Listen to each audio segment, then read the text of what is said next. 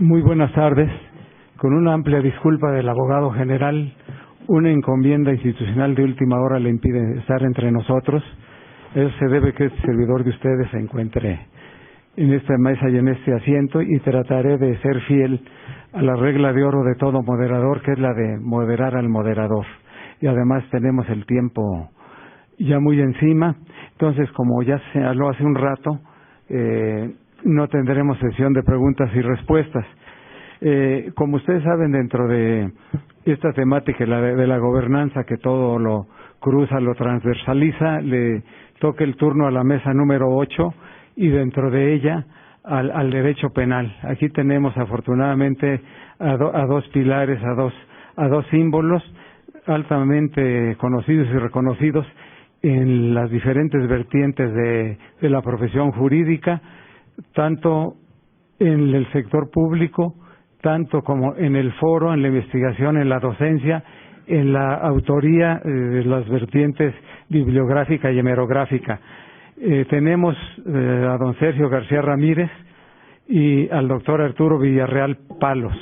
Empezará don Sergio García Ramírez, que realmente necesitaríamos una sesión completa para referirnos a su muy reconocida y reconocible trayectoria. Don Sergio, quien se dirigirá a ustedes en primer término, es licenciado en Derecho por la UNAM, doctor en Derecho por la Facultad igual de nuestra universidad, la de Derecho, con magna cum laude, adscrito a las áreas de investigación de Derecho Penal y Derecho Procesal en este instituto. Fue secretario del Trabajo y Previsión Social y Procurador General de la República. Asimismo, ha sido juez y presidente de la Corte Interamericana de Derechos Humanos, fue miembro de la Junta de Gobierno y el Sistema Nacional de Investigadores lo reconoce como investigador emérito. Debo decir una cosa, aquí estamos de alguna manera aludiendo solo a su obra estrictamente jurídica. Todos ustedes saben que también su obra literaria es altamente reconocida. Don Sergio, contaremos con 20 minutos en cada caso, si nos hace favor. Muchas gracias por la presentación.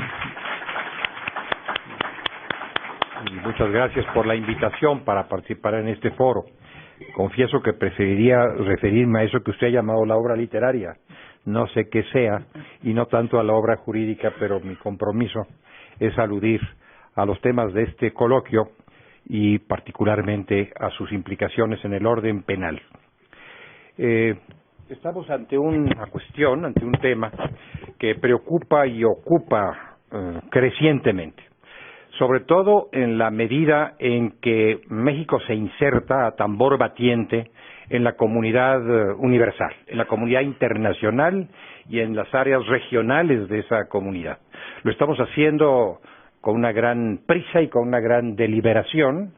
Era necesario, es inevitable, y por lo tanto los temas que aquí nos tienen ocupan y preocupan en la misma medida en que México se está insertando en este ámbito mundial, en este ámbito internacional. Segundo, ocupa y preocupa a propósito del auge de la criminalidad.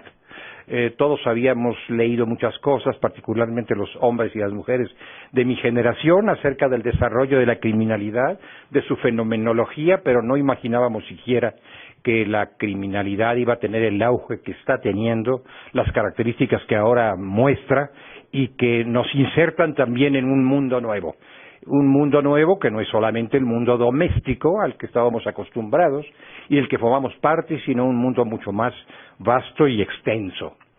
Escuché, por cierto, lo de anécdota hace unos cuantos días, durante la celebración en Querétaro de un aniversario de la admisión de la Constitución Política de los Estados Unidos Mexicanos, a un señor gobernador que decía que en 1917 los problemas y las preocupaciones del constituyente de Querétaro eran la inseguridad y la pobreza.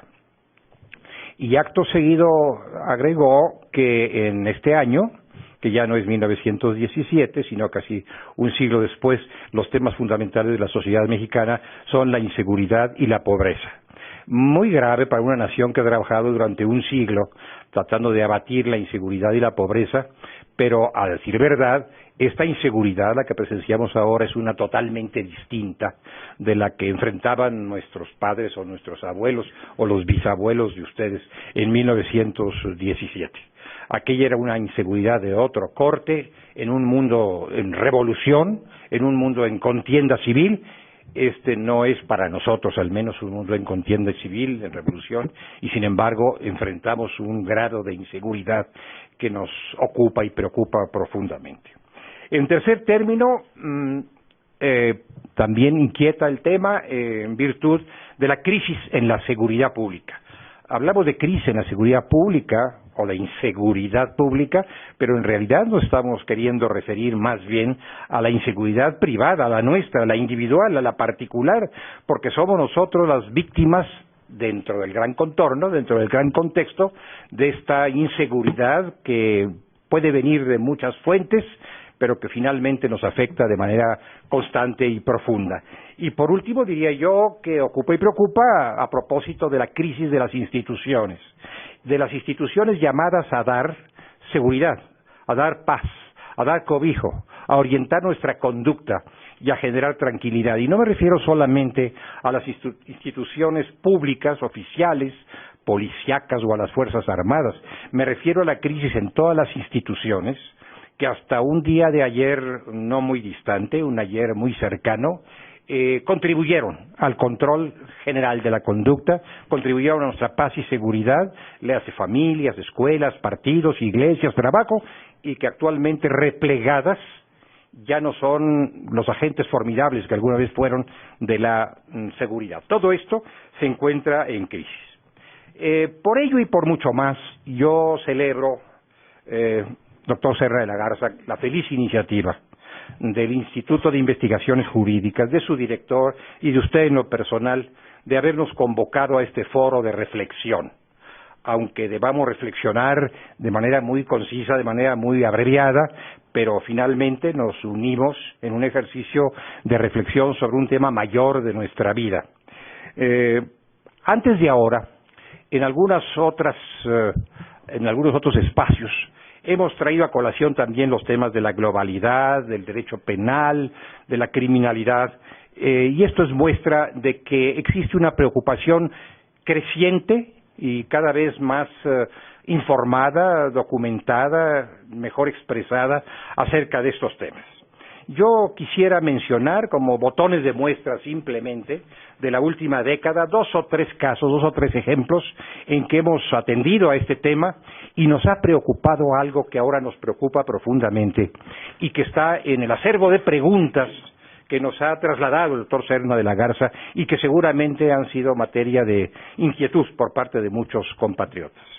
En el tercer Congreso Internacional de Derecho Penal, justamente bajo el rubro de globalización e internacionalización del derecho penal, se habló acerca del fenómeno de la globalización y de lo que esto está costando en términos de derechos humanos, de democracia, de garantías ciudadanas.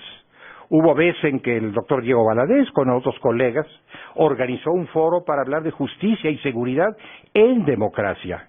¿Cuánto cuesta la justicia y cuánto cuesta la seguridad cuando no se alimentan en la democracia y cuánto cuestan cuando sí se alimentan en la democracia y reflejan las preocupaciones y las inquietudes democráticas?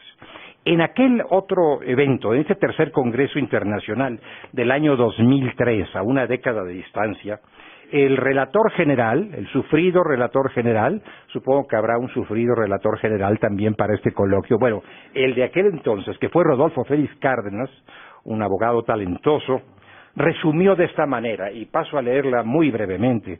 Entre los expositores prevaleció, no obstante, el innegable proceso de globalización y de internacionalización del delito y del derecho penal, la idea de fortalecer la vigencia de los criterios y principios de corte democrático, porque son los que pueden permitir de alguna manera frenar el cada día más exagerado expansionismo del derecho penal a costa o a costillas de los derechos humanos. Eso dijimos, eso proclamamos, y no fue la primera vez, por cierto, hace una década, y eso mismo podemos decir y proclamar el día de hoy, respondiendo a algunas de las preguntas que se nos han planteado. Un poco más tarde, Tuvimos también en sociedad con el Instituto Max Planck, pero en ese caso con el de Friburgo, un congreso sobre la unificación del derecho penal, logros y desafíos de la armonización y homologación en México y en el mundo, que es un gran rubro muy vinculado con el que aquí nos reúne.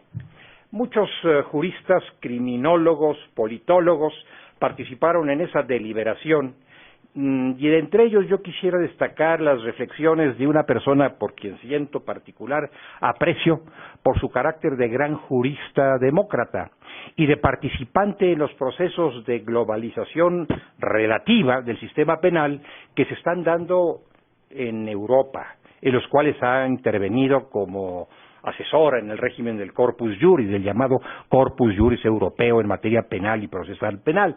Me refiero a la profesora francesa Delmas Martí.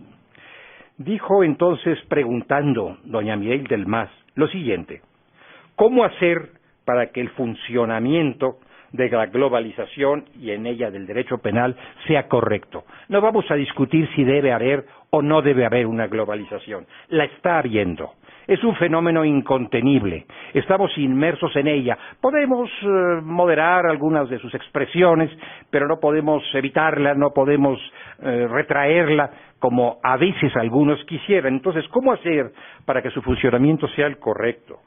¿Cómo evitar los efectos negativos que pudiera acarrear, que no son pocos? Estoy hablando del ámbito penal. Quiero subrayarlo, no me estoy metiendo, no estoy teniendo injerencia en otros espacios que ya han sido objeto de deliberación en este mismo simposio. ¿Cómo evitar fortalecer la represión, fenómeno que se está dando, sin por el contrario proteger a los delincuentes?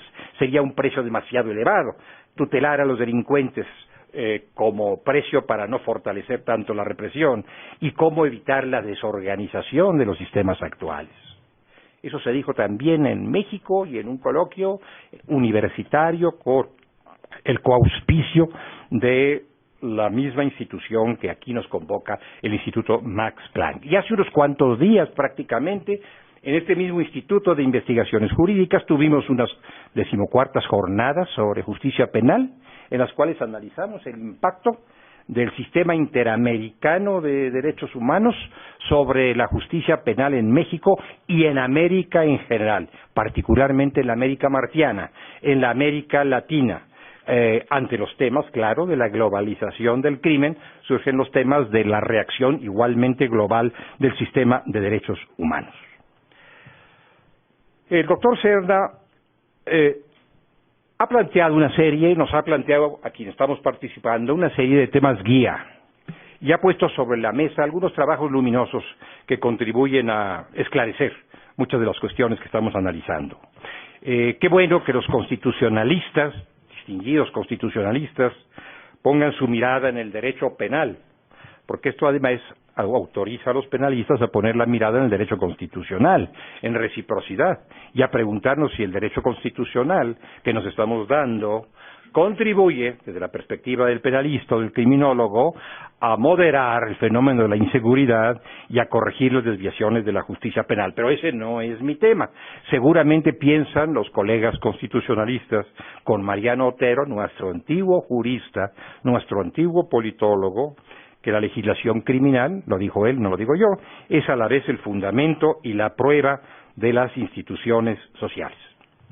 Una pregunta nos propone el coordinador de este simposio. Dice literalmente: ¿existen procesos asociados a la globalización y la gobernanza global que contribuyan a que el derecho penal se aleje de los principios jurídico-penales garantistas? La respuesta que se puede dar a esa pregunta es, a mi modo de ver, rotundamente afirmativa. Efectivamente, la globalización, en algunas de sus manifestaciones más agudas, más intensas, está lastimando varios de los principios jurídico-penales garantistas. ¿Acaso no puede evitarlo del todo? Pero sí existe un precio a pagar por parte de esos principios. Y están en los mismos artículos, en las mismas doctrinas de Vogel, por ejemplo, de Alemania, lamentablemente fallecido en muy reciente fecha, de Ferrajoli, un gran maestro cuyo pensamiento es muy influyente en el ámbito universal y en el ámbito mexicano, y del jurista argentino Daniel Herbeta, que son algunos de los papeles de trabajo, entre otros muchos que hemos tenido a la mano. Bien, el orden penal y la globalización, función, cambios y decisiones. Yo diría que el orden penal, me estoy acercando al final ya de mi tiempo, porque estoy apenas en el principio de mi exposición. Creo que voy a la mitad. Bueno, en el orden penal hay que advertir función, cambios y decisiones. El orden penal sería el instrumento radical de la globalización por ser el medio más severo del control social. Es un dato descollante, por lo tanto, de eso que llamamos la gobernanza nacional o mundial. Es un dato primordial de la gobernabilidad con el cual queremos gobernar. Pero, debemos reconocer, y no existí por acá todavía el doctor Jorge Bittker, que este orden no se nutre de sí mismo. Hace algunos días, cuando deliberábamos en común, algunos investigadores del instituto, en trabajos preparatorios de estas jornadas, el doctor Bittker nos hizo notar con toda realidad, con todo realismo, mejor dicho, con toda veracidad, que el orden penal no se nutre en sí mismo. Es el producto del derecho en su conjunto y de una serie de factores que responden a otros datos de la vida social. Así que el sistema penal que estamos construyendo en el seno de la globalización es apenas un reflejo, es apenas una reacción, a veces inevitable, de lo que está pasando en otros temas de nuestra existencia. ¿Cuáles son los puntos, cuáles son las cuestiones en los que aparecen mayores transformaciones y relevos paulatinos, aunque no lentos, y determinantes, del gran giro que experimenta la vida en el planeta y dentro de en la vida del país? Primer término, de intereses y bienes sujetos a protección. En este ámbito, el derecho penal, custodio, guardián, gendarme de esos bienes y derechos, es el orden más frecuentemente y más poderosamente influido y orientado por el interés público. Otros sistemas, otros aparatos normativos pueden admitir intereses privados o intereses corporativos. El orden penal solamente sirve al interés público y esto lo convierte en una espada muy temible. Segundo, reorientación de contenidos y de métodos de esa protección. Lo que la protección implica hoy y cómo se ejerce, cómo se manifiesta, cómo se traduce en su vertiente más enérgica. Conductas admisibles e inadmisibles, conductas punibles. El orden penal es la expresión más fuerte de este monopolio weberiano de la violencia. Lo es en su construcción conceptual, lo es en su normativa y lo es en su ejercicio. Si en alguien pensó Weber al hablar del monopolio estatal de la violencia, probablemente fue en el derecho penal, aunque él pensaba en el derecho en su conjunto o en el Estado en pleno. Pero dentro de esa plenitud jurídica y estatal descuella la severidad, el rigor del derecho punitivo, y esto en horas de globalización tiene manifestaciones verdaderamente impresionantes. Estamos asistiendo también a un relevo de personajes, de protagonistas, de destinatarios, una recomposición del mundo, de las áreas de poder que influye también en la construcción del sistema penal y en sus expresiones. Ya no tenemos solamente al Estado y al individuo, que puede ser la víctima, que puede ser el infractor, tenemos también otros poderosos protagonistas, otros fuertes protagonistas en el proceso de construcción del orden punitivo. El Estado se retrae relativamente o absolutamente y surge el poder de organismos no gubernamentales, de organizaciones de la sociedad que son personajes que ganan batallas sin armada. Son ejércitos de opinión que no necesitan de una fuerza pública para oponerse a la fuerza, para moderar, encauzar o exaltar, exacerbándola, la fuerza del Estado. En esta recomposición mundial globalizadora, en aras de una nueva gobernanza, se diluyen las fronteras y cede la territorialidad. y territorialidad y fronteras fueron dos de los aspectos más destacados en el orden penal tradicional. Era un orden amojonado en sus fronteras y celoso del principio de territorialidad que poco a poco se va desvaneciendo.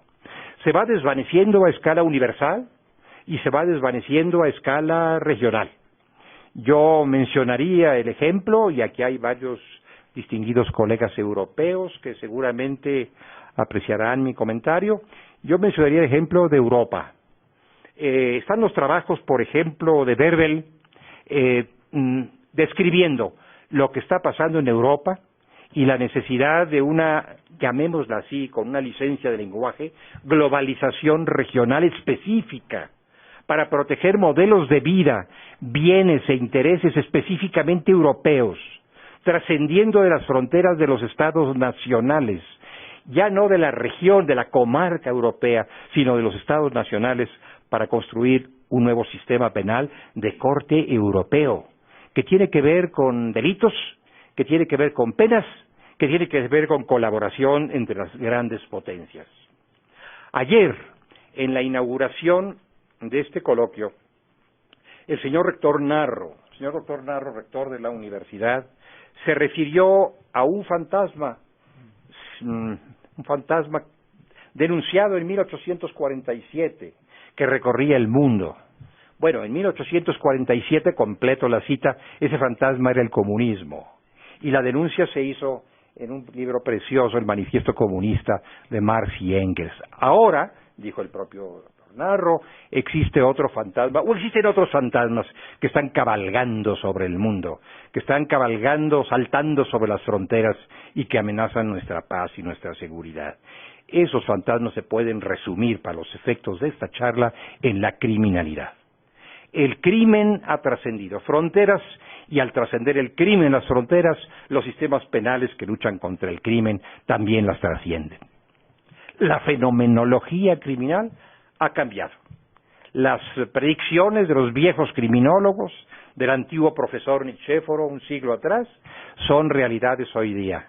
La fenomenología es distinta de la que contemplábamos un siglo atrás, medio siglo atrás o un cuarto de siglo atrás. Hoy el crimen se vale de la tecnología tan avanzada, pero tampoco abandona la violencia. Vargas Llosa, en alguna de sus obras primorosas, dice, primorosas porque están trabajadas con primor, no porque sean estimulantes y gratas invariablemente, porque a veces los fenómenos que describe son terribles, como es el caso de la que paso a citar, Lituma en los Andes. Dice que viejos demonios emposados de pronto han resucitado. Y esta es una característica de la nueva y globalizada criminalidad. México sería un buen ejemplo de esos viejos demonios emposados. No se ha moderado la violencia, sino se ha exacerbado. Me faltan 40 minutos nada más, no es casi nada. Bien, la mudanza de actores y de víctimas.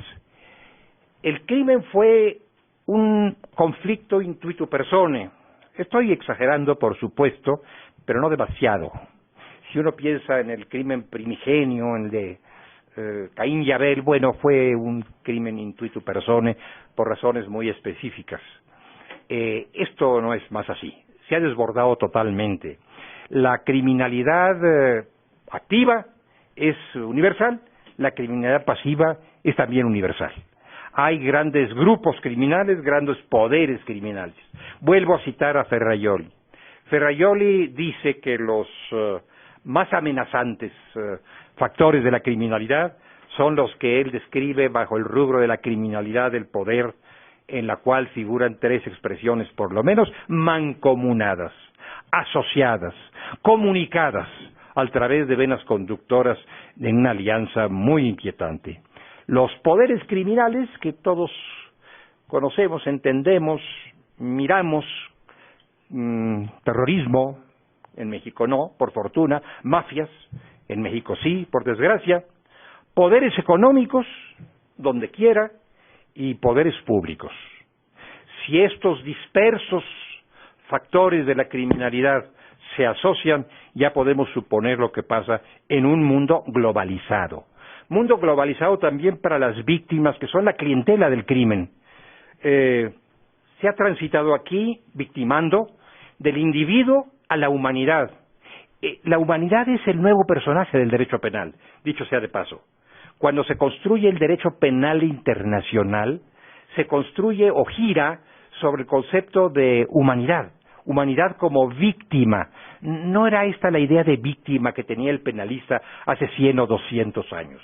Ahora la humanidad, nuevo personaje, asciende al escenario penal y se convierte en víctima particularmente de estos delitos que maneja el derecho penal internacional, que son los más graves delitos.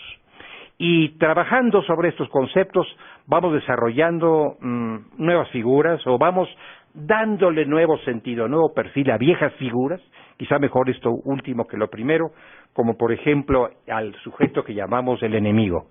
¿Quién es el enemigo? ¿Quién es el enemigo en una sociedad global? ¿El peligroso que está en la esquina de nuestra casa o el peligroso que ocupa la mitad del mundo? En una especie de contienda o batalla entre civilizaciones para seguir a Huntington. Estos son nuevas formas, son nuevos conceptos para entender al enemigo. El delito es trascendente, no se confina en nuestro barrio, en nuestra casa, sino que trasciende esas débiles fronteras domésticas y se proyecta sobre el mundo entero. La geografía del crimen, la eficacia del crimen, el traslado del crimen en su comisión o en sus consecuencias ya no respeta fronteras. Tenemos nuevos bienes jurídicos tutelados. Ya no nos podemos atener a los bienes tradicionalmente tutelados y bien sabidos, como pueden ser la vida, la libertad, la integridad, generalmente de los individuos. Ahora hay bienes tutelados que atañen a grandes conjuntos regionales o al gran conjunto universal. De ahí el derecho penal internacional. Y finalmente diré, para no impacientar a mi moderador, que se han modificado las reglas del juego en el encuentro entre el Estado y el criminal. Se han modificado radicalmente. El delincuente no huye sino pretende el poder. Y al pretender el poder, construye un Estado criminal. No un Estado paralelo, necesariamente. A veces el mismo Estado, ocupado por el crimen. El mismo Estado en el que las tareas de gobierno y otras pueden recaer en manos del crimen y en su arsenal de posibilidades, manejando violencia, astucia, tecnología, comunicaciones. Agreguemos a todo esto, para echarle más leña a la hoguera, la rentabilidad del crimen en la sociedad global, por varios conceptos. Porque opera en mercados de gran oferta y demanda, drogas, armas, personas. No podría haber artículos de comercio más rentables que drogas, armas y personas. Y este no es un tráfico de barrio, este no es un tráfico de colonia, es un tráfico de continente, es un tráfico en el mundo entero. Segundo, porque ese tráfico está ampliamente desregulado, como es natural, o por lo menos hay amplias zonas de desregulación de este tráfico. Tercero, porque hay impunidad, una impunidad rampante que abate los costos e incita al incremento de la criminalidad. Y cuarto, porque en consecuencia de todo ello, el monto de las ganancias es verdaderamente inverosímil. Cuanto he dicho, alienta una integración en la lucha contra el crimen del mundo entero, pero también alienta una recepción de normas, de instrumentos y de acciones por encima de las fronteras que paulatinamente van diluyendo o van atenuando o van menguando los viejos instrumentos del Estado nacional y los van convirtiendo en partes de los instrumentos de un Estado mayor, o si no de un Estado, de una sociedad mayor al Estado nacional que va imponiendo sus reglas. Dígalo si no, e invoco de nueva cuenta al doctor Valadez en algún coloquio al que nos convocó recientemente, dígalo si no las fuentes internacionales del sistema penal. Ya no solo las fuentes nacionales. El derecho penal fue el más nacional de todos los derechos, porque era el baluarte de la territorialidad, era el baluarte del poder del Estado nacional. Ahora ya no es eso el derecho penal.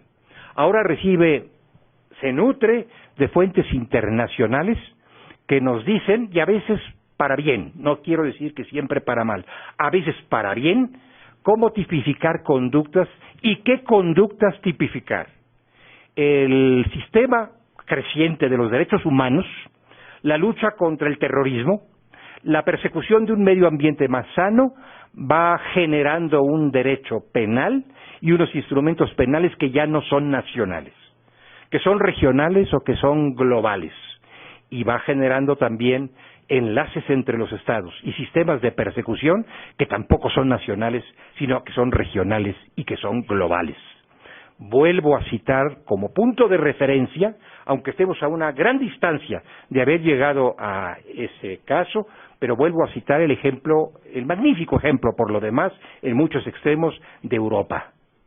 La forma en que se está reconcibiendo el sistema penal, no a la francesa, no a la inglesa, no a la española, sino a la europea, puede constituir un buen punto de referencia para que veamos hacia dónde vamos caminando, de qué nos debemos beneficiar en un mundo global y de qué nos debemos precaver. Tal vez excedí unos cuantos segundos, pero no muchos. Muchas gracias, señor moderador. Gracias.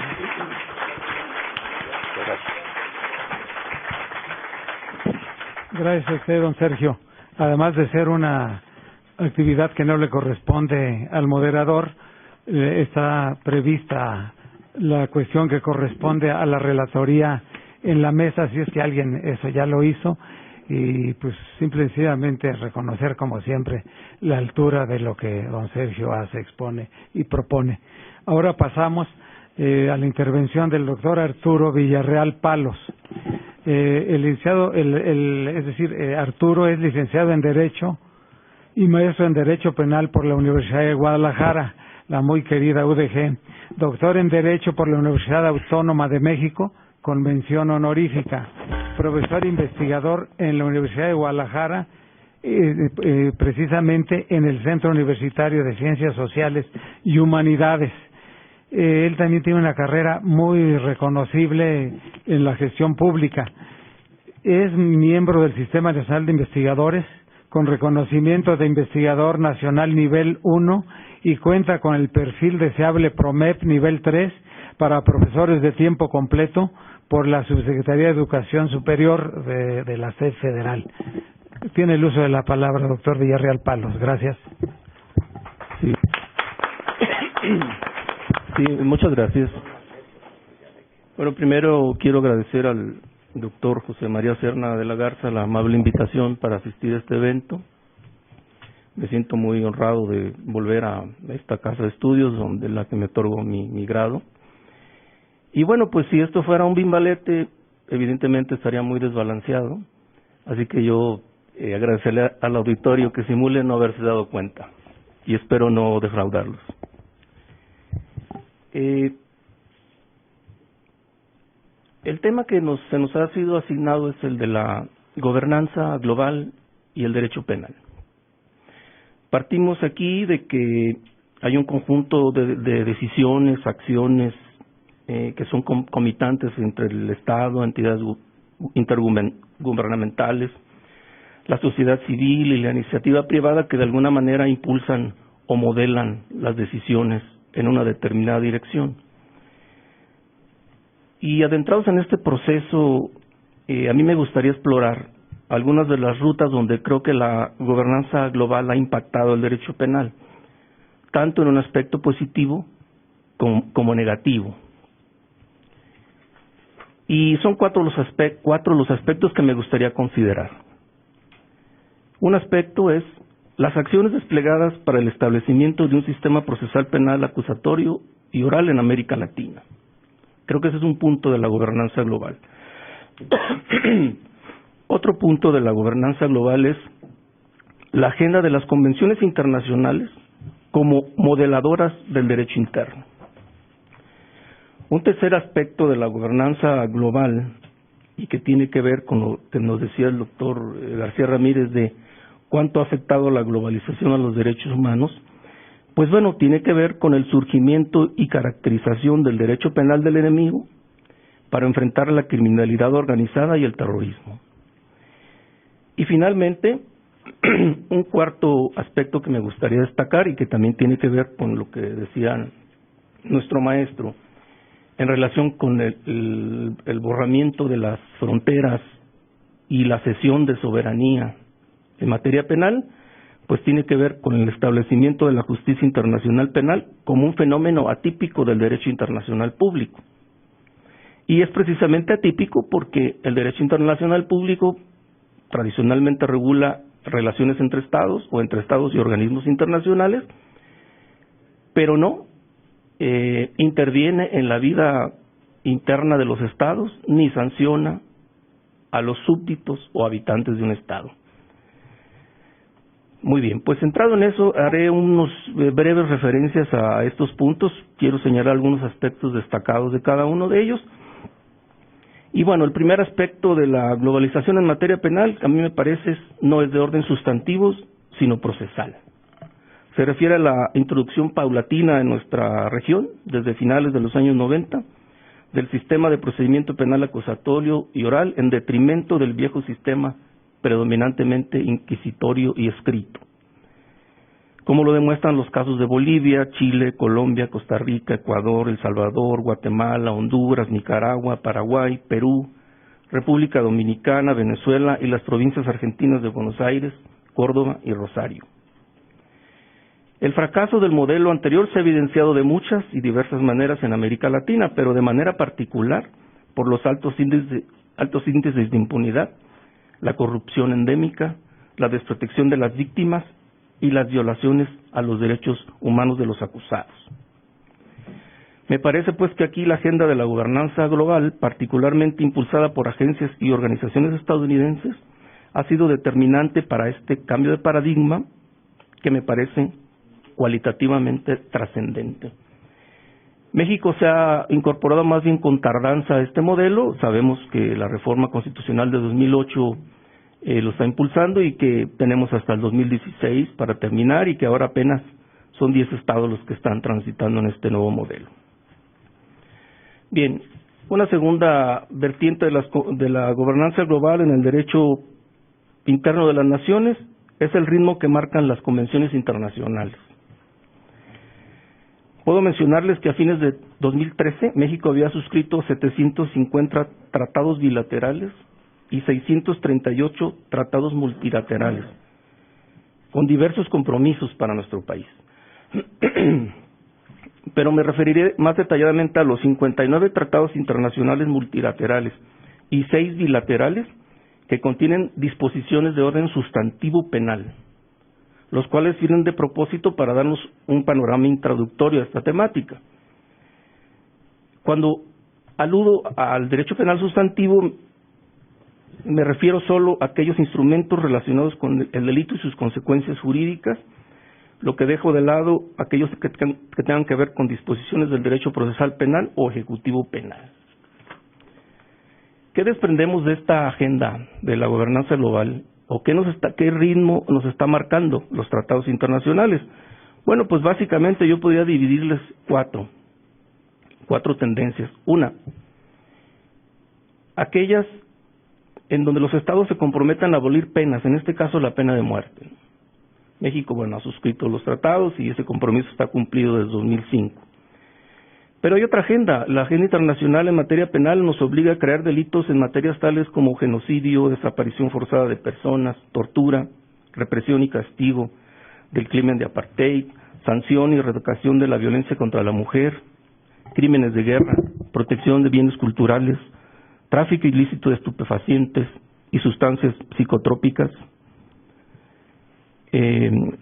corrupción y cohecho a funcionarios públicos, delincuencia organizada, tráfico ilícito de migrantes, trata de personas, venta de niños, prostitución infantil y utilización de los niños en la pornografía, fabricación y tráfico ilícito de armas de fuego, terrorismo, violación a las leyes del trabajo, falsificación de moneda, derechos de autor y propiedad industrial y protección de procedimientos aduaneros sobre el origen de las mercancías. Como ven, la agenda de los convenios internacionales tiene un impacto en nuestro derecho positivo que desafortunadamente se cumple por nuestro país muy desfasadamente, dado la lentitud con lo que las legislaciones estatales cumplen con los compromisos internacionales. De ahí que, al alegato de establecer una codificación penal única, podemos añadir que es una vía también para cumplir con los compromisos internacionales de México en materia penal.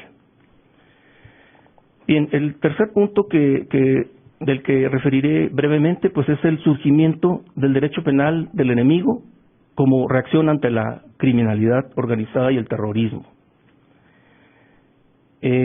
Ya sabemos, bueno, a partir de las reflexiones del profesor emérito de Derecho Penal y de Filosofía del Derecho de la Universidad de Bonn, Gunther Jacobs, pues se ha desarrollado una particular visión del derecho penal que distingue entre un derecho penal del ciudadano y un derecho penal del enemigo,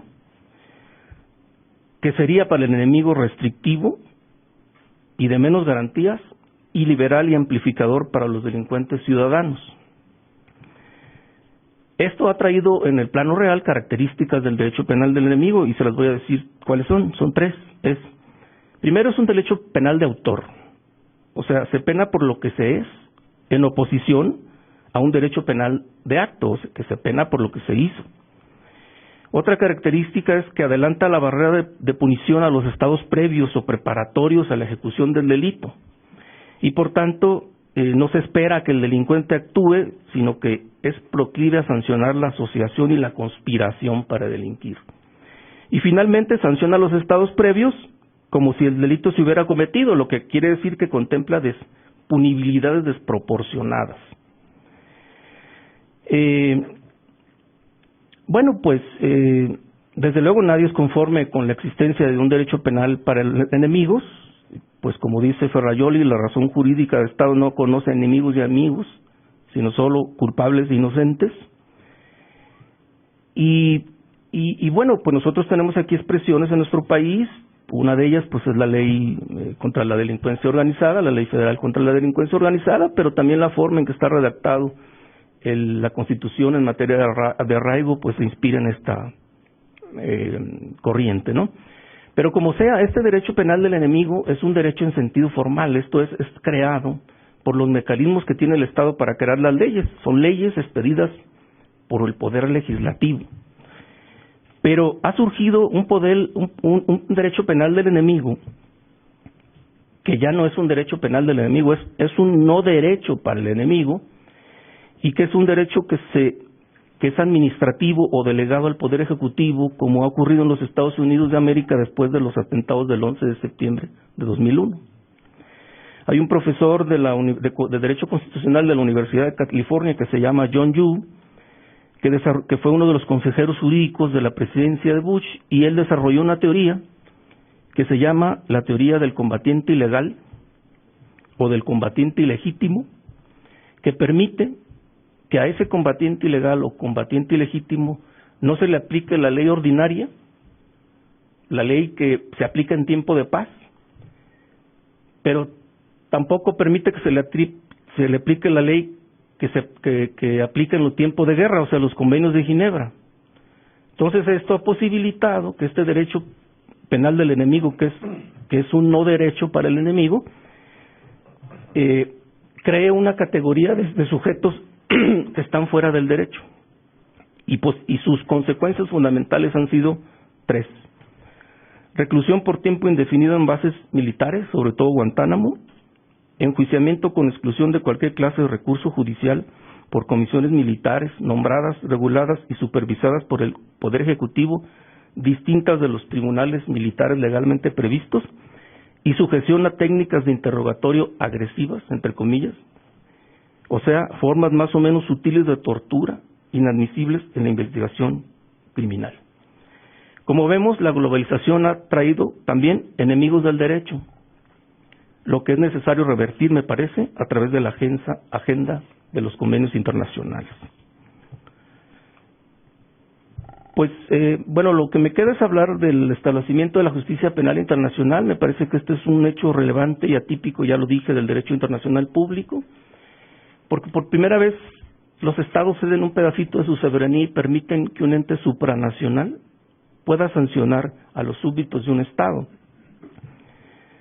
Ya sabemos que la creación de la justicia internacional penal, se había aplazado desde la Segunda Guerra Mundial y apenas tuvo momento propicio en 1998. La Guerra Fría fue un factor que impidió que esto avanzara. Sabemos que la discusión sobre el crimen de agresión entre la entonces URSS y Estados Unidos pues frenaba esta cuestión, se destraban las cosas. En los años 90, 98 se firma el Estatuto de Roma, terminamos con los tribunales ad hoc, que aquí el doctor García Ramírez pues tiene una obra vasta, ya vi que actualizó su libro sobre la Corte Penal Internacional para incluirlo de Kampala de 2010. Y pues yo lo que me gustaría destacar aquí de esto es la idea de la justicia penal como subsidiaria. Cuando los estados no puedan o no quieran sancionar los crímenes más graves contra la humanidad, pues entonces interviene la justicia internacional penal. Tiene retos y desafíos, me parece. Ya sabemos que, les pongo ejemplos, las principales potencias, Rusia, China, Japón, India, Pakistán, Irán, Turquía, los países árabes, ninguno participa en la Corte Penal Internacional, lo que significa que este es un compromiso de la Europa Occidental, de América Latina, de África, en una gran medida. Son desafíos que tiene. ¿Qué otra cosa relevante ha creado la justicia penal internacional? Me parece una teoría del delito para el derecho penal internacional. Ya el profesor Gerhard Berle, él nos ha dicho, que el sistema, frente al sistema cuatripartito del delito del sistema continental europeo o romano-germánico, la práctica de los tribunales penales internacionales desde la Segunda Guerra Mundial se orientó a un concepto bipartita del delito propio del common law. Pero como lo advierte Berle, el Estatuto de Roma acentúa la autonomía del derecho penal internacional y sigue un concepto propio del delito que mezcla elementos de la teoría del delito del common law y del sistema jurídico continental. Me parece entonces que este es otro diálogo importante de la globalización, que además se da también por disposición del Estatuto de Roma. Tienen que converger en el seno de la Corte los diferentes sistemas y tradiciones jurídicas. Esto ha posibilitado un diálogo de juristas muy importante y está formando una nueva jurisprudencia internacional que no ha estado exenta de trabajos, Yo les puedo mencionar, por ejemplo, los casos que se han discutido mucho de Tomás Lubanga Dilo, de Germán Katanga, de Matthew Nunyolo, todos ellos acusados por crímenes de guerra en la República del Congo. Los juristas de formación continental europea han fundado sus autos de sujeción a los procesos basándose en la teoría de los aparatos organizados de poder como fuente de la autoridad inmediata que desarrolló Klaus Roxin en Alemania y que entre otros casos se utilizó para sancionar a los superiores de los soldados que disparaban a quienes cruzaban el muro de Berlín. Los jueces continentales han aplicado esta teoría para fundamentar la autoridad inmediata de estos señores que no había prueba de que ellos lo hubieran hecho de manera directa, entonces se acude a la teoría de los aparatos organizados.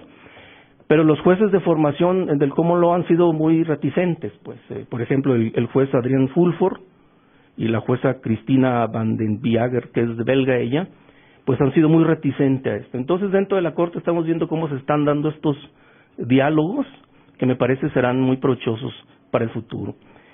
Y con esto yo termino mi intervención y lo que yo buscaba era como señalar algunos caminos por donde está yendo la gobernanza hacia el derecho penal. Y muchas gracias.